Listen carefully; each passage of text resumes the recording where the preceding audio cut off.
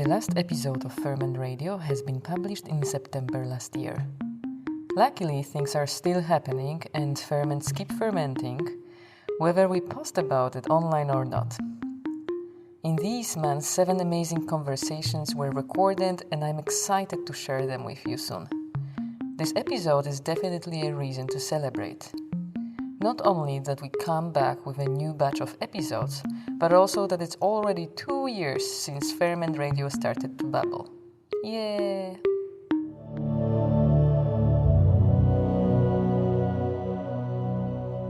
Last year, an article titled Lost in the Brine was published on The Eater. The author Miin Chan, also known as Dr. Chan, says what most people don't want to admit.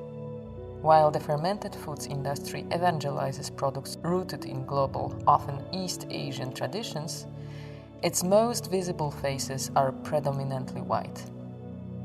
As a white host of a fermentation-related podcast myself, whose guests so far are predominantly white, I had felt the urgency to comment on that issue already for a while.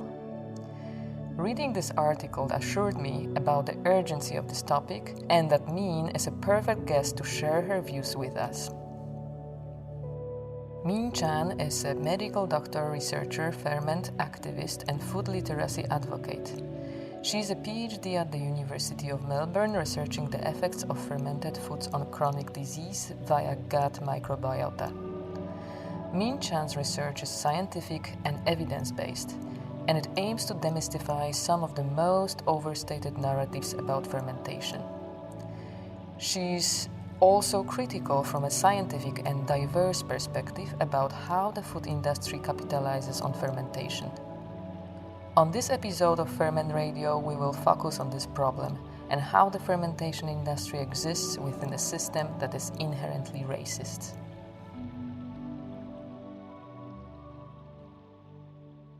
I've been researching a little bit on you, that's my job at Ferment Radio, to stalk people. But could you tell us more about who you are and most of all your journey towards or in fermentation? How it went for you? Sure. Well, my name is Min, and I'm originally from Malaysia. And my family's Chinese heritage, so we're originally from southern China. But I currently live in Australia, and I've lived here on and off since I was about 13. And when it comes to fermenting, I mean, growing up in Malaysia, we were surrounded by ferments all the time. I mean, even without, I wouldn't have thought of them separately as ferments. It was just part of our food culture. And I did especially, like, out of everyone in my family, I did especially love ferments, like more like the stinky stuff, as we say, the stinky stuff, the sharp stuff, things like belacan and different kinds of soy sauces and doubanjiang and furu and things like that. But it was only when I went through my weird raw vegan stage when I was about 25, so 2006 or so, that I, sort of fermentation or fermented foods as a separate category, I guess. Like in a lot of raw vegan books, they promoted sauerkraut and things like Rejuvilac, which is a basically fermented type of grain. And then when I lived in Taiwan, I really got into the ferments there, and especially the fruit vinegars. So like when you go to a supermarket in Taiwan, they have like a whole shelf section that's just fruit vinegars, and they've been long aged and they've got medicinal vinegars as well, and they just drink it like, during their meals. And I thought that was fascinating. And then when I went back to Malaysia, so I traveled with my partner for about 5 years. We traveled all over the world, and we therefore tried lots of different ferments. I did a permaculture course, and that's where I also saw Sandor Katz's book, Wild Fermentation, for the first time. And that really inspired me and made me think about it in a different way, think about fermentation in a different way. And then when I went back to Malaysia, I saw this stall in the shopping center that was like selling vinegar drinks. So they had like different kinds of vinegars mixed in a drink, and that was just sort of a healthy option that you could have. And I was thinking about what I was going to do when I came back to Australia, so I thought, oh, why don't we do something fermented, some kind of fermented drink? And at the time, there wasn't really much going on here. There was maybe one company doing kombucha, and they were sort of hippies. And so we decided to make tibikos, which is also known as water kefir. And that happened because the friend I was staying with in Southwest Western Australia, she had some culture. And I was like, oh, what's this? This is really interesting. And she gave me some, and we drove it across Australia to the East Coast. And then we started our business. So did that for 5 years. It was a huge learning curve. And during that time, kombucha became more and more popular. And then regulations came in, basically. Like all the regulatory bodies realized what we were doing and that there was no framework for it. Then they said, okay, you have to have stricter regulation. And, you know, for small businesses like mine, it was really hard to scale up. You know, capital-wise, it's really difficult. And then I was doing some consulting work for a tempeh company who wanted to make their own culture. And through that, I met my supervisor, the woman who ended up being my PhD supervisor. Her name's Dr. Kate Howell at the University of Melbourne. And she said, why don't you come do a PhD in fermented foods, in some area of fermented foods. And I was already very interested in gut microbiome and the connection with fermented foods. And yeah, so I started that in 2018. And yeah, I'm about halfway through now, the PhD. And yeah, it's stressful, but exciting. And what the PhD is looking at is the impact of plant-based fermented foods on the gut microbiome in people with, say, diabetes, pre-diabetes, or obesity. So there's a syndrome called metabolic syndrome, which about 25% of the world's population is affected by it. And we're trying to see what effects different kinds of fermented foods may have on improving those health outcomes. I feel in your work the scientific kind of a part quite strongly, meaning that you are kind of questioning or demystifying some of the kind of a wow information about fermentation, like it this, it that, and you know, you will be healed from all the diseases. That's the one part. And second part, you are also kind of maybe looking a little bit more critically on this fermentation boom we are currently, I guess, still going through. As kind of after boom times. And I wanted to ask you maybe the first question from this kind of a territory. What, in your opinion, are the biggest problems of this fashion for fermented foods and fermentation? Do you mean from the diversity standpoint or the scientific standpoint? Let's start from scientific standpoint, but definitely let's move to diversity later on. Sure. I think, you know, we obviously, you found me through my Instagram account, and that really started off as a business account originally. And then when I started doing research, I realized that there's a lot of misinformation about or exaggeration of the impacts of fermented foods on health. And that's because it was very much adopted by the wellness industry, and it's become a capital interest basically for in the food industry. And my concern is that we have pretty poor nutrition and science literacy, I think, everywhere, but in Australia we certainly have that situation, and it's very difficult for people to sift through evidence-based information. And I think the major one is that, you know, fermented foods are a panacea and can fix all the health problems that you have. And linked to that your gut microbiome is healing your gut microbiome is central to fixing all your other health problems.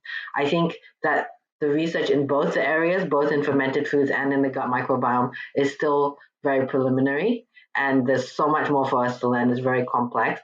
And yeah, my concern is that consumers are being scared into eating more fermented foods, thinking that that's going to protect them from, say, COVID. I mean, during COVID, there was articles about natto, protecting you from COVID, and kimchi protecting you from COVID. But if you actually go and look at these studies, they're either not human studies, they're like a cell level or some sort of in vitro level, or they're very small human studies that are not rigorous, right?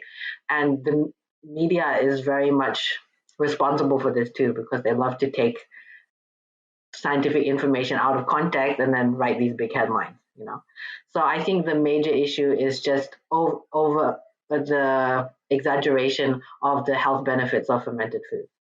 I'm currently doing a systematic review, which is what you do when you're looking for the highest level of evidence for a particular scientific question, and I'm asking, what is the evidence out there in regards to the health effects of fermented foods, right? And basically, it's still very, very low level evidence, as in the studies are quite small, except in Korea. Korea is probably one of the few places that does bigger human studies. And I think, so we need to be cautious about, saying that fermented foods is going to fix everything. However, having said that, I think eating more fermented foods is beneficial for most people. And I don't know if you've seen a recent study done at Stanford. So there's a really well-known couple who are scientists at Stanford, the Sonnenbergs, and they've been looking at gut microbiota and food interactions for quite a long time. And they recently just published a study in Cell, which is one of those, very prestigious scientific journals, where they looked at 36 people. Half of them were on a high fiber diet and half of them were on a high fermented foods diet. And then they looked at their gut microbiomes, they looked at inflammatory markers and things like that, and basically found that the high fermented foods diet reduced some inflammatory indicators, and even more so than the dietary fiber, right? However, it's a very small study, and I think it should almost have been called a pilot study. But the way that that's being amplified in the press is sometimes I find it a little concerning. I see that. But on a fun part, do you remember the most hilarious kind of a headline of the article or text published online about the benefits of a fermented food? Because some of them are quite hilarious to me, at least. I can't think of one off the top of my head, but I do remember there was a Gwyneth Paltrow got reprimanded by the UK NHS head for saying that kombucha and kimchi were going to protect you from, COVID-19. It was part of a whole, So whenever you think about wellness and misinformation, you're basically going to find Gwyneth Paltrow. She's so, and I think the kimchi and COVID one was also particularly funny because the study had actually just was just a very skewed study that was obviously trying to find evidence using an epidemiological research model, which was not really appropriate to be then saying that, this is the, eating kimchi is going to protect you from COVID. So do you have you seen any that made you laugh specifically? Yeah, nothing now comes to my mind actually particularly. But yeah, I think I am the most kind of sensitive, and maybe this is like a little bit related to what we are, where I want to take our conversation about some sorts of kind of a primer, not destroyed human microbiome. That there is kind of this notion of like, people who were found somewhere not impacted by technology, and they have this perfect microbiome, which is kind of problematic for many reasons. I think that this lens is very well colonial to me. Yeah, I think that ties in with the noble savage idea. Somehow when we lived as hunter gatherers, everything was perfect, and from our guts to our behaviors to the way we organize society, suddenly there's that sort of vibe to it. And I remember, Tim Spector, who's a well-respected researcher in the UK. I appreciate a lot of the work that he does, but there was one episode where he went to Tanzania and lived with the Hadza for like 3 days and ate their diet for 3 days. And then when he got back to the UK, he had a microbiome test and he said, "Oh, the microbial diversity was increased by 20%." And it's like, yeah, you could also do that by eating more fiber over 3 days, or eating your mom's cooking over 3 days, or whatever it is, right? And I was like, dude, you should be a little bit more responsible when making statements like that. But the thinking behind that is we've lost all these microbes. We've had a mass extinction, and he's not the only one who says this, a mass extinction of gut microbes and bodily microbes because we've moved into an industrialized food system. And that's not completely untrue, but I think that, microbes alone, whether they're in a community or ecosystem, are so pliable and so flexible and so able to change according to what they need in a particular time period, right? And what they can get from a particular environment that you've created for them. That to say, what is like adding a microbe from a Tanzanian tribe to your gut is going to somehow help your health, right? I don't think it's never going to be that simple. I think it's also about like finding solutions somewhere far away, in a way that, okay, we need to eat those avocados or the special nuts, or, something which is kind of extracted from remote areas in a way, or grown far away, or those people who are far away, but there is something, to kind of take from them because maybe we can, transplant that microbiome, whether, but I think these kind of solutions are there to kind of say like, okay, we can keep as we are living right now, but we just need to have this solution that's this far away, so we can keep going as we're going, and then maybe sometimes switch for the Hadza diet for 2 days or something. I totally agree with you, and I think this goes back to, even interestingly, one of the early proponents in the West anyway of fermented foods in the modern time was Sally Fallon, and she wrote a book called Nourishing Traditions. And her work was very much based on the Weston A. Price Society, right? Weston A. Price was a dentist in I think the 1920s or so, and he did a quick world travel and had a look at different tribes and different groups of people. And he said, well, they have better dental health, and they eat these kinds. But it was a very superficial survey, and I mean, I could talk probably for an hour about how problematic that whole situation is, but it's still that romanticization of the savage or the tribe or the how we used to be, and oh dear, this modern life that we live is so damaging. And I think that's still prevalent in science today, and not just science, in food media and food culture, and same with fermented foods, I think. Actually, how did I find about it is it was just after your publication of the Lost in the Brine article in the Ether. And however it talks about this like whitewashed ferments, it kind of brings it one step forward, because it kind of maybe looks more into the industry, or like the industry which was created around fermented foods.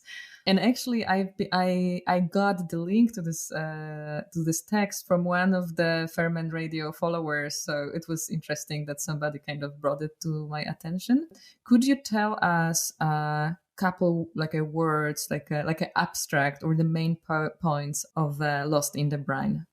Lost in the Brine, the article that I wrote for Ida, was very much inspired by my personal experiences being in the fermentation industry, and it looks at how in the West, so I really defined it as Europe, North America, Australasia, right? The way that fermented foods are presented to the public and sold to the public are very much monitored by white gatekeepers, and that whiteness in fermentation, like in any industry, in all industries in our entire world, is prevalent in the fermentation industry. But it's particularly interesting because the ferments that we do particularly love are from, Black Indigenous people of color, right, from their cultures. So, and they were used to be called smelly and disgusting, even when I first came to Australia. That's the experience that I had with Australians who didn't really understand what fermented foods were.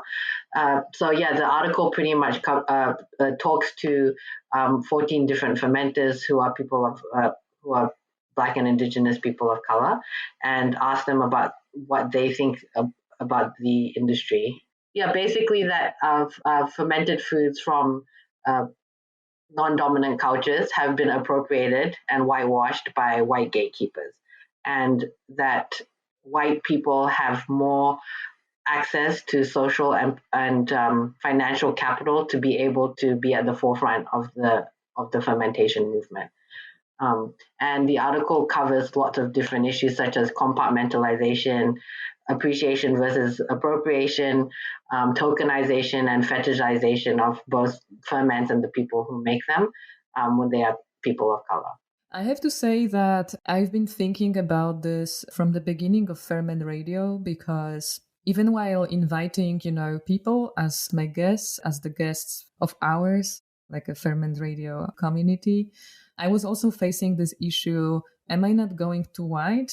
Am I not contributing to this image of fermentation related topics as having a particular, vibe? Like it's a little bit hipster. It's a little bit it's good looking, kind of happy, a little bit better off and so on. And, that's why for me it's so important that we actually even talk about it. I think we touched upon this topic with two other people, but I see this episode as a entirely really focused majorly on that issue.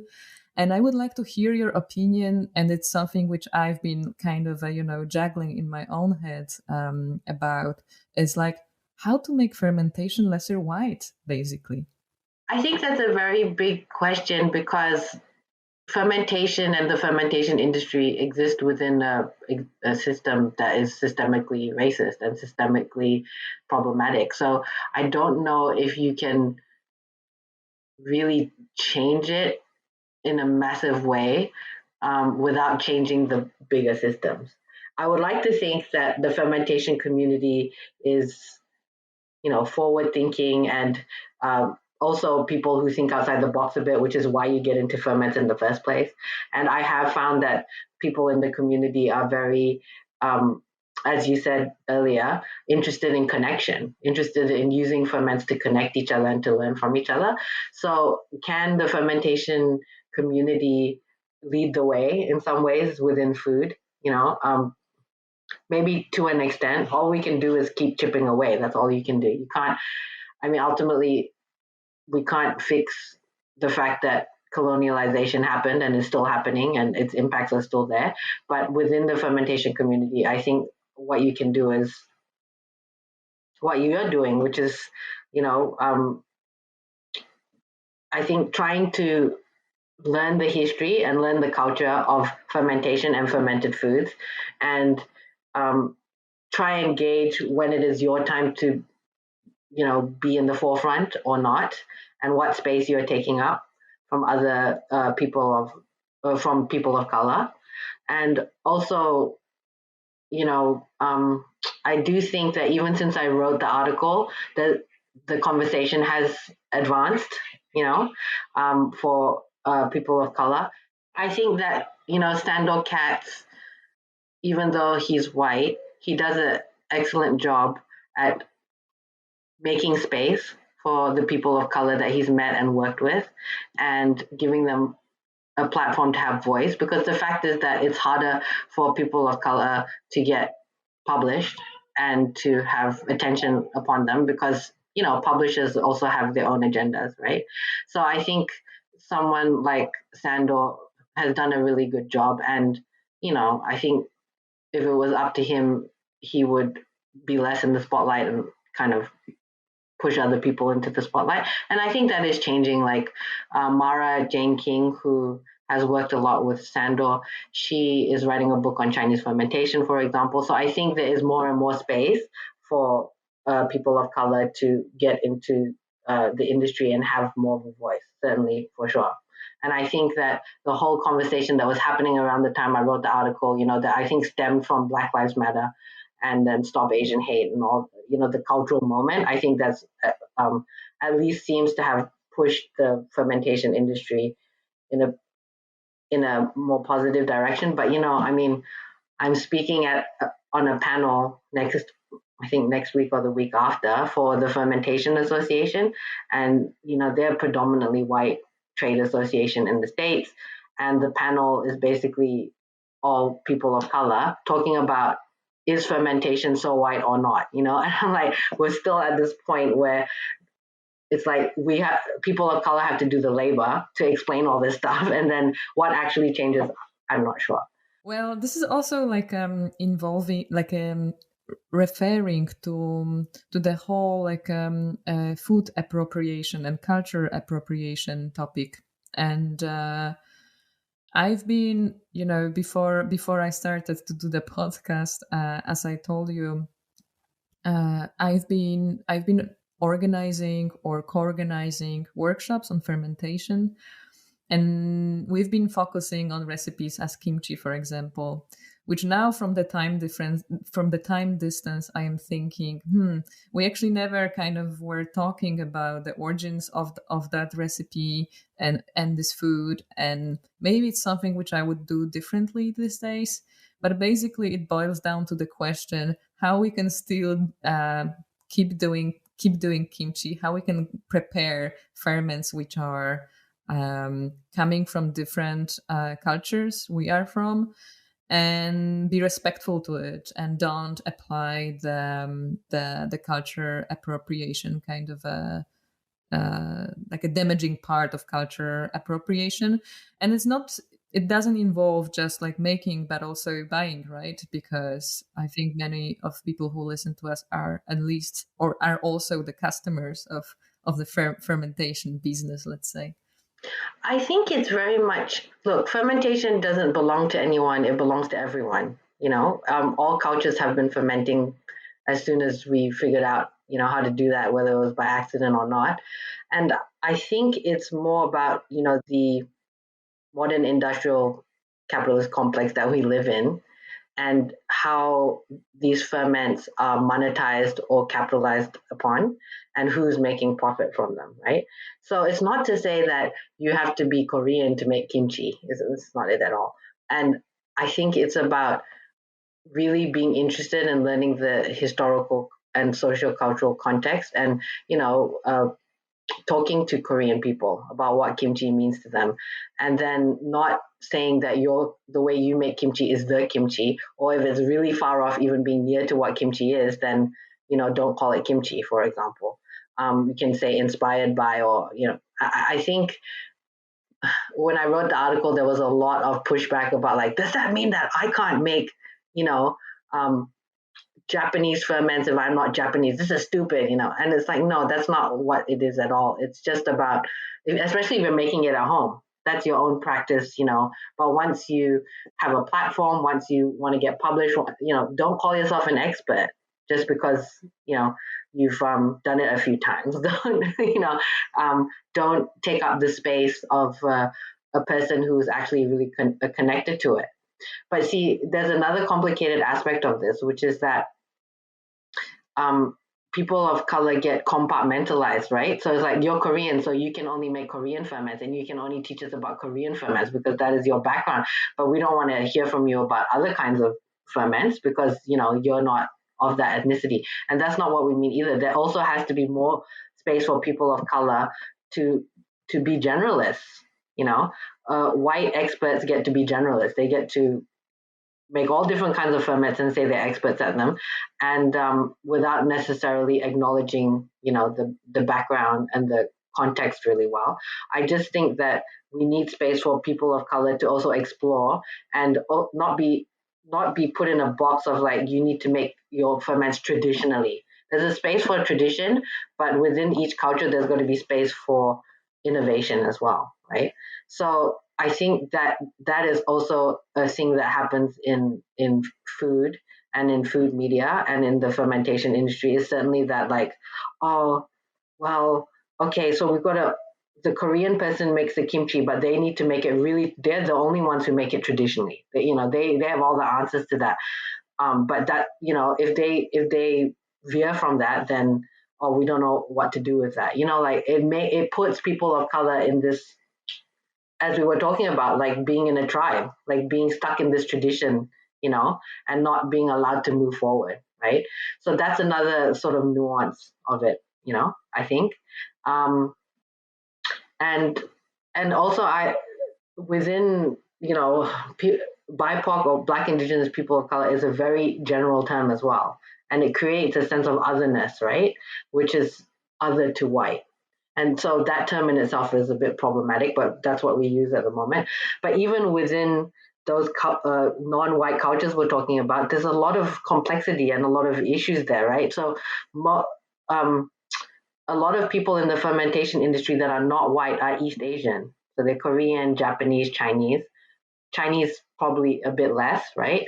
Because Japan and Korea have done a really great job at gastro diplomacy, as we call it, sort of making connections to their food culture. But then, what about Black fermenters or Indigenous or First Nations people? Like, they don't really get nearly as much attention as, say, East Asian ferments or East Asian fermenters. And, recently there was a stoush between China and Korea because China applied for an international, it's called international organizational standardization, where you apply and they say, okay, your food meets a standard to be called this thing. And they had done it for pao chai, which is a Sichuanese fermented vegetable, which has some similarities to kimchi, but in character-wise, when you write it down in the Chinese character, it's the same as kimchi, right? And so the Koreans were like, the South Koreans were like, you're trying to steal kimchi from us. And the Chinese are like, well, no, because pao chai is different, but actually maybe we make 40% of the kimchi that you eat in Korea. You guys brought factories over here, and then now Chinese people, so then it was the massive argument, and so even within that, there was this, you're culturally appropriating our food. And that brings us to sort of the concept of like, I think one of the questions that you sent me was about, as a Polish person, you make, Polish ferments, but then you're a bit reluctant to call them that necessarily because there's a whole, evolution of that pickle. However, like, it's the same with kimchi. Like, the Chinese were making sauerkraut. Well, they didn't call it sauerkraut again. Swan chai it was called, which means sour vegetable basically. And they were probably some of the earliest makers of it. And eventually that, over time traveled into, Europe through trade routes and became sauerkraut. And sauerkraut is so important to the German people and their identity to an extent. But you can't just go, but it came from China, so we have to call it swan. It's like certain communities will still take that food and do something special to, or have a meaning. So when it comes to your Polish pickles, I think you can call them their Polish name and just talk about what it means to you and what it means to your community, because I'm sure it's dearly beloved, just like most ferments are in each culture. And I think just like kimchi, call it kimchi, and tibikos is called tibikos, and try to retain their names where it's relevant to signify that a certain group of people worked on it, over centuries, for example. So yeah, I think there's certainly people within the fermentation industry, whether white or not white, who thinks that this whole conversation is ridiculous, who just think who think that food is constantly evolving. If we don't connect with each other, then food be innovated. But I think the problem there is not understanding the differences between appropriation and appreciation and cultural exchange and cultural dissemination. They're kind of different. They're different things, but sometimes the line is a bit difficult for people to understand, I think. It also made me think that maybe this tension around this topic is also related to the fact that I think we think a lot through like borders and dividing the terms, while you describe this journey of a sauerkraut, like how sauerkraut became sauerkraut, that it actually came from Asia. It probably took many years. I think it kind of gives me a feeling of fluidity, and those borders become very very blurred. It kind of spans over time and geographical distances, and maybe we are not used to or we forgot to think about ourselves as like very interconnected beings, that it's so hard to make this very exact division, like, hey, this is where kimchi ends and this is where sauerkraut starts. No, because it's almost like that. I think, obviously the sense of nationalism and the idea of borders is also a colonial remnant. The division, say, of Africa, for example. Like, I'm just going to draw some lines here and decide that this is this country and this is, whereas we didn't think of nations in that way, until actually quite recently in human history, right? But I think because of the way that recent colonialism has occurred, perpetrated by white people, I think that it's created this hierarchy and it's created divisions and it's created sort of wide gaps in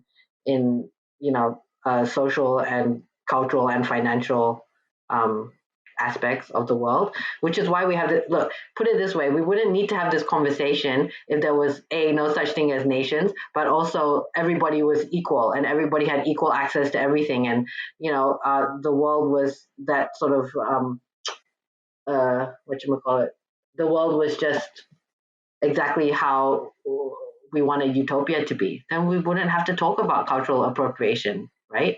But we don't live in that world, right? So that's why we have this conversation. And hopefully one day we won't, it won't be like that anymore. Have you ever seen this movie called La Belle Verte? Verte, I think it's pronounced La Belle Verte. It's a French movie. And I really recommend watching it because, that's the utopia I guess we want. These people who are human-like, at least, live on another planet. And they just, they sleep in the fields and they all live in a community and all their food is natural and they share all their food together. But every year they get sent to different planets to learn from the different planets. And no one ever wants to come to Earth because it's such a mess. And they're like, we don't like Earth. It's really strange. And so it's a really great movie to make you think about, like, what do we, what quirky things do we have as humans on Earth? And, what a utopian society might think about us. And I think that it very much relates back to what we're talking about here, like, we all these divisions that we have are totally human created, and hopefully we can undo them. I don't think probably not in our lifetime, but I always like to ask at the end, because we are kind of heading towards the end, is there something you would like to add, something which, I don't know, you would feel somehow unfulfilled if we would not mention here or talk about? The reason I love making ferments is because it really connects you back to something that's quite primal for us, I think. It makes us think about microbes. It makes us think about our connection to them in the symbiotic relationship we have with them. And I don't think that any other kind of food really brings you that close. And I really think it's a beautiful magic, just, I know I'm a scientist, right? But it is like magic, you sort of, as I used to say, we're not the cooks or the chefs, they're microbial chefs and cooks. We just put the ingredients together and they're the ones who, create the magic, really. It's this transformational, it's this transformational practice that I think touches you on a really deep level, about self-transformation as well. So I think I would never want anyone to not make all kinds of fermented foods because they're scared of doing, cultural appropriation. I think it's an opportunity to learn. It's an opportunity to connect with others and talk to them about it, and also just understand that none of us are experts. We're all constantly learning, and honestly, don't ever trust anyone who calls himself an expert. Because I talked about this a bit in the article. Like in Asian culture, I guess it's come from a Confucian sort of thinking. We're very reluctant to say I'm an expert. Like you literally, especially in Japanese culture, is very heavy. Like you can study something for your entire life, and they might call you master, but it's very uncomfortable. It's like no, there's always more to learn.